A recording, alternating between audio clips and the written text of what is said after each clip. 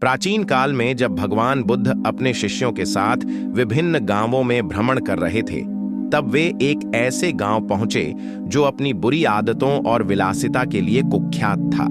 वहां के लोग काम वासना, शराब, हिंसा और भोग विलास में डूबे हुए थे।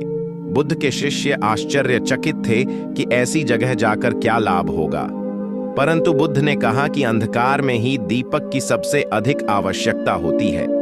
गांव में जब वे पहुंचे तो लोगों ने पहले उन्हें उपहास में लिया, लेकिन उनके शांत चेहरे और करुणा से भरी दृष्टि ने धीरे धीरे लोगों का ध्यान खींचा।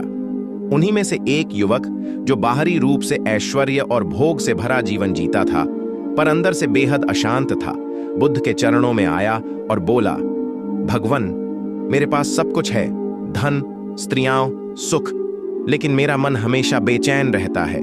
मैं जानता हूं कि काम वासना मुझे भीतर से जला रही है, पर मैं चाहकर भी उससे मुक्त नहीं हो पा रहा। कृपया मुझे मार्ग दिखाइए। बुद्ध मुस्कुराए और बोले, वत्स, काम वासना एक ऐसी आग है जो बाहर से मधुर प्रतीत होती है पर भीतर से आत्मा को भस्म कर देती है। इसे तृप्त करने की जितनी कोशिश करोगे, यह उतनी ही अधिक बढ़ेगी, क्योंकि यह कभी संतुष्ट नहीं होती। सच्चा सुख इस अस्थायी वासना में नहीं, बल्कि आत्मनिरीक्षण और मन की शुद्धि में है। युवक ने फिर पूछा, तो क्या मैं इस पर विजय पा सकता हूं? बुद्ध ने उत्तर दिया, मन को वश में करने के लिए 3 उपाय हैं: स्मृति, सावधानी और ध्यान। स्मृति यानी सदैव यह याद रखना कि यह वासना अंततः दुख ही देती है। सावधानी यानी अपने मन के द्वार पर सजग प्रहरी बनकर खड़े रहना और हर बुरे विचार को भीतर जाने से रोकना। और ध्यान यानी आत्मचिंतन का वह दीपक जो हमारे भीतर के अंधकार को दूर करता है। बुद्ध ने उसे 7 दिन तक नियमित ध्यान और आत्मनिरीक्षण करने को कहा। युवक ने बुद्ध की बात मानी और पूरे 7 दिन तक मन की चंचलता का निरीक्षण करता रहा।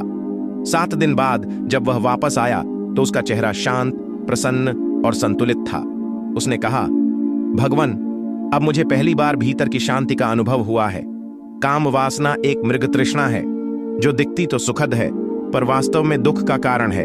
अब मैं इस जाल से मुक्त हो रहा हूं। बुद्ध मुस्कुराए और बोले, वत्स, जिसने अपने मन को जीत लिया उसने संसार को जीत लिया। इस प्रेरणादायक प्रसंग से हमें यह सीख मिलती है कि काम वासना पर विजय कठिन जरूर है, लेकिन असंभव नहीं। सजगता, ध्यान और आत्मज्ञान के माध्यम से कोई भी व्यक्ति अपने भीतर के अंधकार को मिटाकर एक उज्जवल और शांतिपूर्ण जीवन की ओर अग्रसर हो सकता है। बुद्ध का मार्ग हमें सिखाता है कि सच्चा सुख बाहरी भोग में नहीं, बल्कि भीतर की तृप्ति और संतुलन में छिपा है, और वही मनुष्य को मोक्ष की ओर ले जाता है।